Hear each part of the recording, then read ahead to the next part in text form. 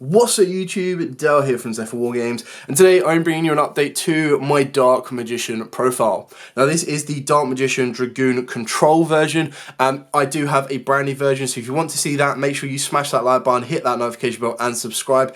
Getting the video above 50 likes in the first 24 hours will unlock that version for you.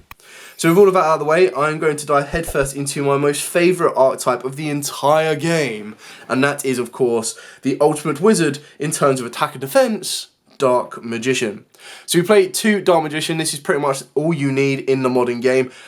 You could arguably play one. I personally wouldn't. I still like the capabilities of two, especially in this particular build, because it's not just a one route kind of play. So we don't just rely on Red Eyes Black Dragon and Red Eyes Fusion. We do actually have a lot of different other options that you'll see when I go through the profile.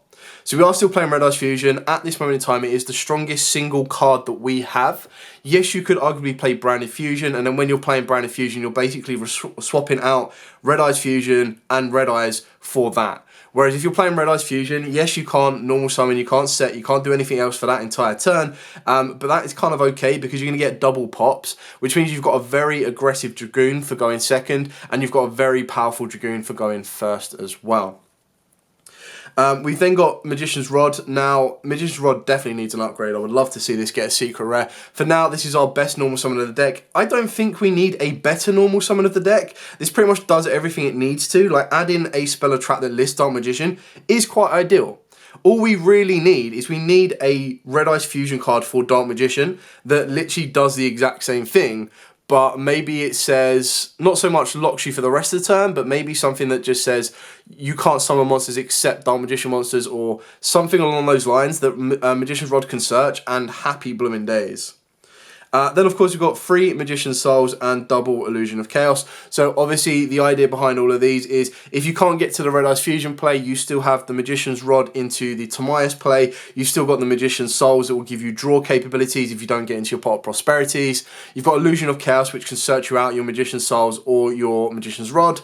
And the best thing about Illusion of Chaos is it actually allows you to kind of bait out hand traps before. So like, if your opponent sees Dark Magician, straight away they're going to go, I have no idea what I'm facing, I'm going to drop Ash Blossom on the first chance I get. So when you activate Illusion of Chaos, and that's going to say, oh, I'm going to search out Magician's Souls, which then gives me the ability to Foolish Burial a monster and ultimately lead me to a draw or a summon of Dark Magician, straight away they'll go Ash, and you go, okay, cool, Red Eyes Fusion, let's go. For the last of the monsters, we've got Timaeus United Dragon. So this is your other route into Dragoon, because the idea is that Rod plus Souls gets you Dragoon, because then you can kind of stack Timaeus, draw Timaeus, summon Dark Magician, summon Timaeus, getting rid of Rod, contact Fuse, going to Dragoon. So you've got a secondary route to do that, so you're not relying on just Red Eyes Fusion. And then the last spice of the play that I do in pretty much all the control versions of this deck is a small Dogmatica package. Now, if you didn't want to be playing the Fleur de Lis, you could very easily play Punishment. It's entirely up to you. The reason that I went with Fleur de Lis over Punishment is because I don't want to get that extra deck lock. It's not the end of the world. You can still use Punishment, which can be very, very good because the targets we now have are a lot better. You've got targets that can be sent to give you a draw, you've got targets that can be sent to give you a negate, and you've got targets that can be sent to give you a pop. So you've got Natis, you've got the XYZ, the Metlatron, and then obviously you've got Garura, which gives you a draw. So if you wanted to go for Punishment to be a little bit of an extra control element, you can do. And then ideally what your end board is going to be during your opponent's turn will be Winder, Dragoon, and Punishment. So then the idea is, apart from Winder not being able to attack directly, you should be able to get the pop and then the push for game the next turn. Whereas with this one, the idea is that Fleur can be a special summon that negates. It will only happen on the next turn, because the way you make this play work is it can still be done under the Timaeus route, which is great because then you can still special summon down Ecclesia, you can still search out the Fleur and keep playing from that route. Whereas if you go through the Red Eyes Fusion route, you can still activate Nadir Servant, you can still get the Winderlock as well, and when we get to it, I'll explain how the Winderlock works again. So we might as well put down the Deer Servants next to the Fleur and the Ecclesia. So because obviously once you've activated Red Eyes Fusion, you can't normal summon or set monsters for the rest of the turn. Absolutely fine. You still activate Nadir's Servant, you still send from your extra deck, and then that will still allow you to search out Ecclesia. Yes, you can't summon her, but you'll have a follow-up for the next turn, or you search out your Fleur straight away, which is absolutely fine, which gives you a free summon.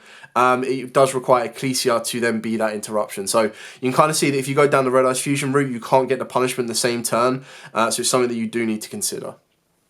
So that's it for like the main monsters. The other monsters that I'll show you will be hand traps, and that's pretty much only Ash Blossom. So moving on to the spells, we've got Pot of Prosperity, and the reason we've got Pot of Prosperity is because you ideally want to be digging for your Red Eyes Fusion. You want to have consistent access to that, but then if you already see your Red Eyes Fusion, the other one that you need to be digging for, because it's the only card we lose to, is you need to be digging to your Crossout, because the only card we lose to is Ash Blossom. Now, obviously, that's only going to be going first, and especially with a lot of players playing branded and a lot of people using the Ash Blossom for a branded fusion, as soon as they see a Red Eyes Fusion get activated, you can guarantee that is getting ashed.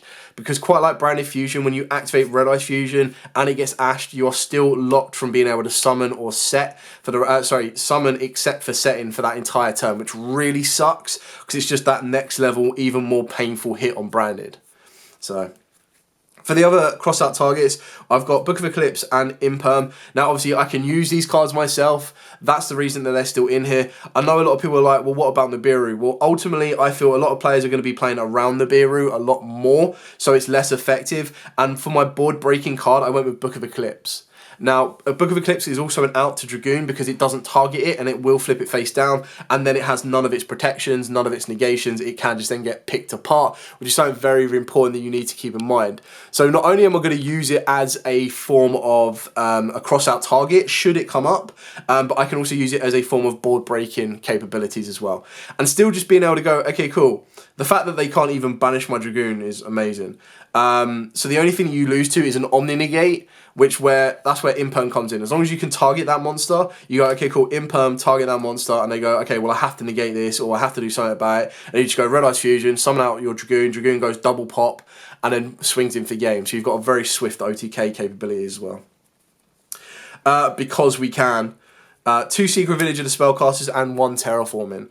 So you have one of the strongest spellcasters in the entire game that you're going to turbo out. If you back this up with Secret Village, I almost guarantee you Cash don't get to play.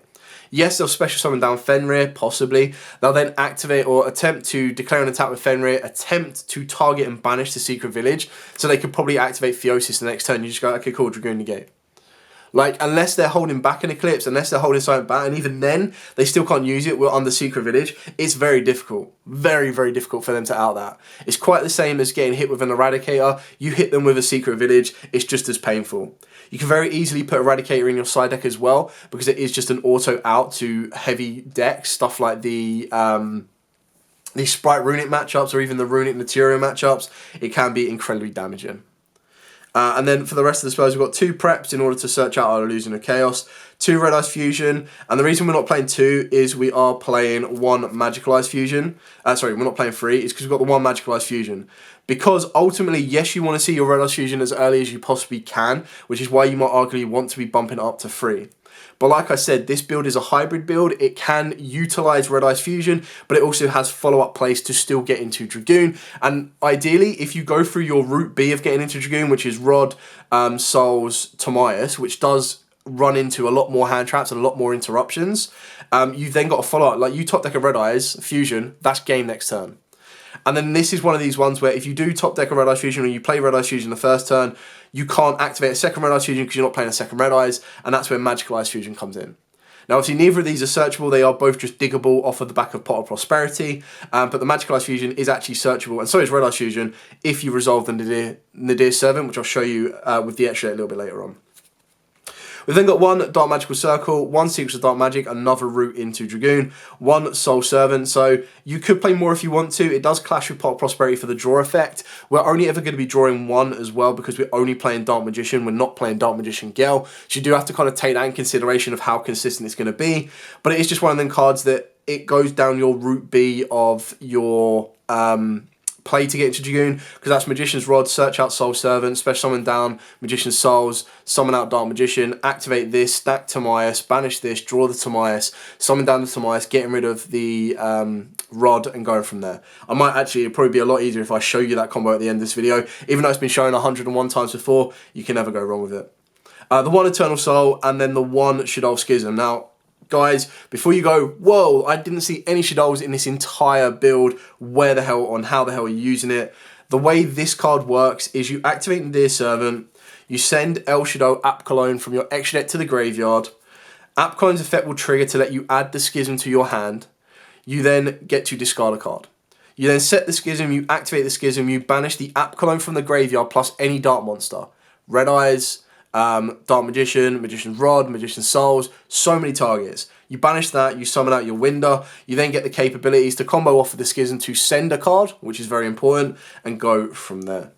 So being able to end your board during your opponent's main phase, keep that in mind, that you're going to end up with a Winder plus a Dragoon, it plays around a Kaiju as well. And the best thing about that is if you then have Secret Village of the Spellcasters, what a lot of people don't realise is Winder is a spellcaster.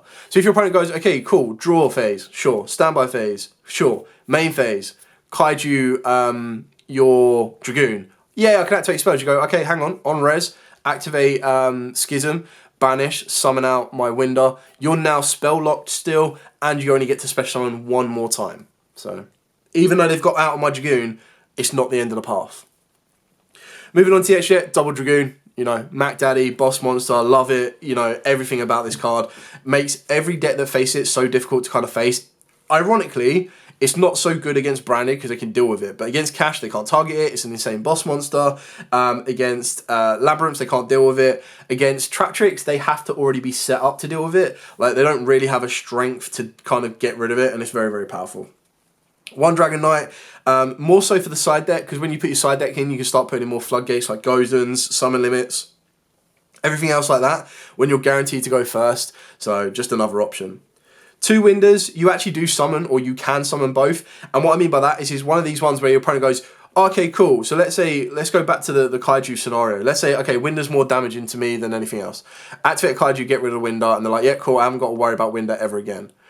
During your turn, you can then activate Schism. Schism can banish the first Winder from the graveyard and then any other Dark monster. And then you can summon out the second Winder. Not to mention as well that you've got double Winder, double Dragoon, because if your opponent's playing Cash and they look at your extra deck, I guarantee they'll get rid of one of these.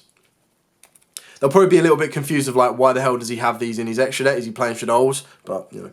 1 App Cologne, arguably you probably want this at 2 if you are fearful of the Cash Tira matchup. You've got a bit of flexibility in this extra deck that I'll continue to show you, and then it's up to you what you want to double up, what you want to single up, and everything else like that. So Predaplant, Chimera Flesia, this is your way to search out. So for example, if you don't want to go for the Winderlock and you don't want to try and play that route, but you want to make sure you've got a follow-up for the next turn, off of your Nadir Servant, you send your Chimera Flesia, and this will search you out a fusion spell card during the next standby phase. So again, it's one of them ones where if you went Dragoon play and you went option B rather than Red Ice Fusion, this can then search you out Red Ice Fusion. So it's like, if they already get rid of this, I'm going to activate Red Ice Fusion the next turn and do it. If you've already gone through Red Ice Fusion and you send this instead, you search out your Magical Ice Fusion, and again, you know you're going to get a Dragoon the next turn. So you're basically putting your opponent in a position of, it doesn't matter what you do, I will have that ability to get a Dragoon the next turn one way or another, so you need to be prepared to stop my Magical Ice Fusion or my Red Ice Fusion. So for the Link monsters, 1 Relinquish Animal. This can be Underworld of the Goddess. It's entirely up to you. I went with a Link 1. For those odd times when my opponent gets a little bit lazy, and I go, you know what, I'm going to special summon out my Magician's Souls, and I'm going to turn it into an Animal, and I'm going to steal one of your monsters. Umduct, so this is coming off the back of the Dark Charmer play leading into Selene. So for those of you that don't know how this works, you make Selene, as long as you've got 3 spells in your graveyard, which you probably will do by the time you do it. Selene brings back Dark Magician, you turn Dark Magician into Umduct. Umduct is a wind, and then you link Umduct with Selene and go into Access Code. So then by the time you've made this entire path, your extra deck, your graveyard will have a guaranteed Dark, Wind and Light Link monster, so you're going to get 3 pops off of the back of Access Code. And then the last Link monster we are playing is, of course, 1 IP Masquerena, and that's where you could arguably change this into a Underworld Goddess, alongside a Unicorn and a Mech Knight Crusadia Avramax, because again, this is such a very difficult card for your opponent to deal with, that if you do go down route B, and you can go that little bit further, keep in mind Ecclesia is a free summon if you do not use her effect. As soon as you use her effect to search, that's when you lock yourself out of the extra deck. But if you just summon her for free and don't use her effect, you can then ultimately go a little bit higher and get IP with Dragoon. Ideally, you then be able to activate Schism, put Winder on the board, and let's say someone activates Dark Roar no more, or tries to negate, the Winder with an Imperm. You go, okay, well, Winder's now useless to me. Activate IP, go into Unicorn. Or you can activate IP, contact Fuse with a couple of cards on your board and your opponent's board, go into Underworld Goddess. Or IP Masquerena with 2 of your monsters, go into Avramax, and they're struggling to deal with that. So, for example, let's say Winder, Dragoon, and IP, and they go Imperm the Winder because I need to special summon because I'm playing Cashteras. You go, okay, cool. And then they go, they do something you negate with Dragoon. So then you go IP Masquerena, you go IP, Dragoon, Winder, Avramax. Avramax is just an absolute towers. So you're kind of covering every single basis that you possibly can with it, and working from there. So that is it for the profile. I hope you've enjoyed it. I hope it's given you a couple of ideas on your own build. I'm now going just for like visual representation. I will show you the Nadir Servant combo, and I will also show you the combo involving Rod and Soul. So the combo involving Rod and Souls, keeping in mind that either of these can become Illusion of Chaos, and Illusion of Chaos can ultimately also become a preparation of Right. So you have 4 routes into Illusion of Chaos, which then ultimately means you've got 7 routes into Rod and 7 routes into Souls. The issue is you just need to see one or the other. So we'll keep this very simple. You're going to normal summon your Magician's Rod. You're going to search out from your deck to the hand your single copy of Soul Servant, which is absolutely fine. We'll zoom this out a little bit as well, just so you can see more of the board. You then activate Magician's Souls. This is going to send Dark Magician from the deck to the graveyard as cost, and then you're going to use the effect to bring back the Dark Magician. You're then going to activate your Soul Servant. This will then allow you to stack the top of your deck with a card that lists Dark Magician in its text, which will be your Tomias United Dragon. You'll then activate the Soul Servant from the graveyard, allowing you to draw 1 card because you control Dark Magician, which will let you draw the Tomias United Dragon.